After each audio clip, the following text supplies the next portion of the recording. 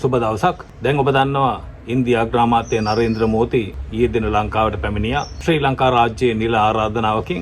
එතකොට ශ්‍රී ලංකා ජනාධිපති අනුර කුමාර දිසානායක සහෝදරයා ඉන්දියානු අග්‍රාමාත්‍ය නරේන්ද්‍ර මෝදිව උත්සවාකාරයෙන් පිළිගෙන රාජ්‍ය ගෞරව දක්වලා අනතුරුව ඔහුට ශ්‍රී ලංකා රජය වෙනුවෙන් ශ්‍රී ලංකාවේ ආණ්ඩුව වෙනුවෙන් ශ්‍රී ලංකාවේ ජනතාව වෙනුවෙන් මිත්‍ර භූෂණ ගෞරව සම්මානය පුදනු ලැබුවා.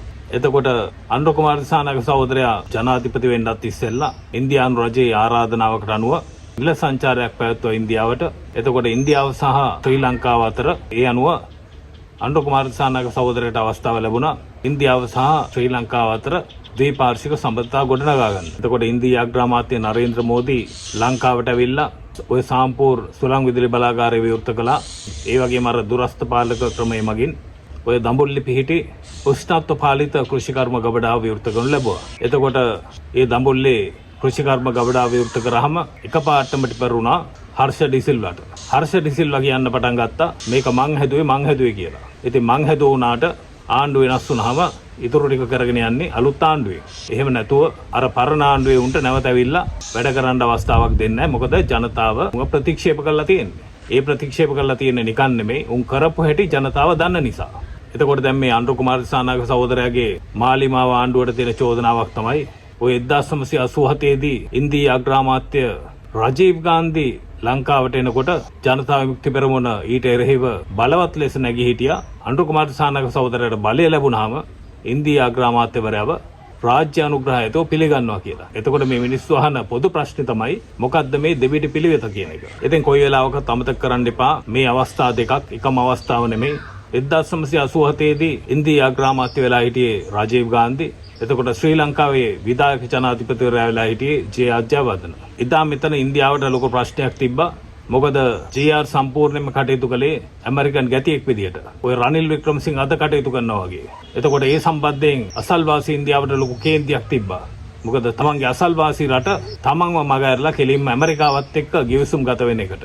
ඉතින් එතකොට තමයි අර රෝහණ කියලා නාවික හමුදා නිලධාරියෙක් රජීව් ගාන්ධිට තමන්ගේ තුවක්කුවෙන් පහර දෙන්නේ. එතකොට ඉන්දියාව ඇවිල්ලා හෙලිකොප්ටර් වලින් ඔය යාපනයේ අර්ධද්වීපයට පරිප්පු දාන්නේ. ඒකම 1987 දී රජීව් ගාන්ධි ජේ.ආර්. ජයවර්ධන එකතු වෙලා ඉන්දු ලංකා ගිවිසුමට අත්සන් කරන්නේ. ඒ අනුව උතුරු නැගෙනහිර පළාත් වෙන් කරන්නේ. ඊට පස්සේ පළාත් සභා ප්‍රාදේශීය සභා ඇති කරන්නේ. ඉතින් ඒ වගේ ලංකාවට අහිතකර ගොඩාක් දේවල් ඔය ඉන්දු ලංකා ගිවිසුමෙන් පස්සේ සිද්ධ වුණා.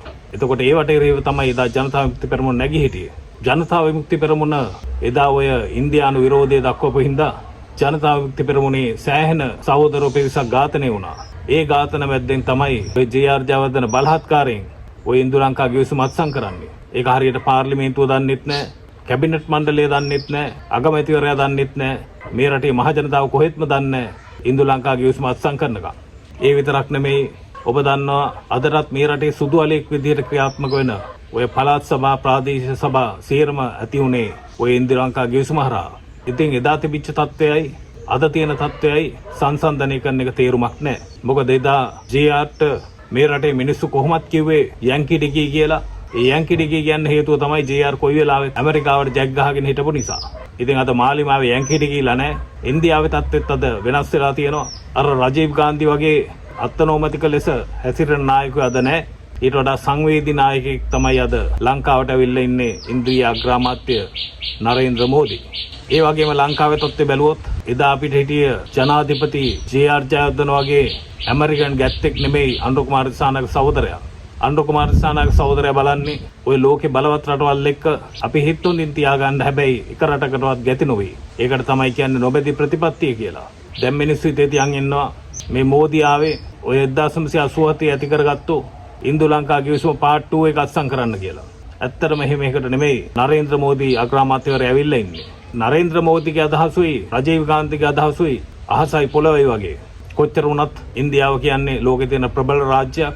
ඔබට මතකයි පහුගිය දවසක චන්ද්‍රයාන් 3 යානය මගින් ඉන්දියාව සඳතරණය කළා. එතකොට මේ ලෝකේ 4 වෙනියට සඳතරණය කරපු රාජ්‍ය වෙන්නේ ඉන්දියාව. ඒ වගේම මට මතකයි ඔය සිරිමගේ ආණ්ඩුව තියෙන කාලේ ඔය තලේ මන්නාරම සහ ඉන්දියාව අතර දුම්රිය සේවයක් තිබුණා. ඒ කියන්නේ ඒ දුම්රිය තලේ මන්නාරමට යනවා. තලේ මන්නාරමෙන් කෙලින්ම ඒ මගීන් ටික කුඩා නෞකාවක් කරා සමුද්‍ර මාර්ගයෙන් ඉන්දියාවට යනවා. ඇත්තටම ඉන්දියාවත් ලංකාවත් අතර මහා ලොකු දුරක් නැහැ මුහුදු මාර්ගයෙන්. දැන් ඔබ දන්නවා රාදම්ගේ පාලම වැටලා තියෙනෙත් ওই තලේ මන්නාරම හරහා. එතකොට තලේ මන්නාරමේ ඉඳලා ඉන්දියාවේ ධනුෂ්කොඩි දක්වා තියෙන දුර කිලෝමීටර් 48ක්. එතකොට ඔබ දන්නවා දැන් ලංකාවට ටිකක් උඩින් තියෙනවා ඉන්දියාවේ රාමේශ්වරම් දූපත.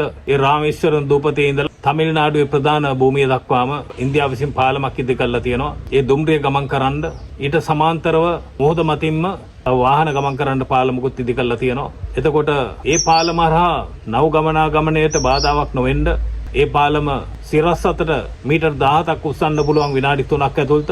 ඒක ඉන්දියාව ඉදි කරපු පළවෙනි පම්බම් පාලම. ඉතින් අද ඉන්දියාව ඒ තරමට දියුණුයි. IT ශාස්ත්‍රය බැලුවත් ඉන්දියාව අපිට වඩා ගොඩාක් ඉදිරියෙන් ඉන්නේ. තාක්ෂණය අතින් බැලුවත්, කාර්මික නිෂ්පාදන අතින් බැලුවත්, වාහන නිෂ්පාදනය අතින් බැලුවත්, රෙදිපිලි නිෂ්පාදනය අතින් බැලුවත් ඉන්දියාව අපිට වඩා ගොඩාක් ඉදිරියෙන් ඉන්න රටක්. අනිත් එක ඉන්දියාව ලෝක බලවතෙක් වෙලා තියෙන හන්දා එක පැත්තකින් අපිට ආරක්ෂාවකුත් තියෙනවා. දැන් අපි හිතන්න ඕනේ එකම දේ තමයි 1987 දී තිබිච්ච තත්ත්වෙ නෙමෙයි අද ලංකාවේ තියෙන්නේ. ඊට හාත්පසින්ම වෙනස් තත්ත්වයක්. 1987 දී තිබිච්ච ආණ්ඩුව නෙමෙයි ඉන්දියාව වෙත තියෙන්නේ. 1987 දී තිබිච්ච ආණ්ඩුව නෙමෙයි ලංකාව වෙත තියෙන්නේ. ආණ්ඩුත් අද වෙනස් වෙලා තියෙනවා, මිනිස්සුත් අද වෙනස් වෙලා තියෙනවා.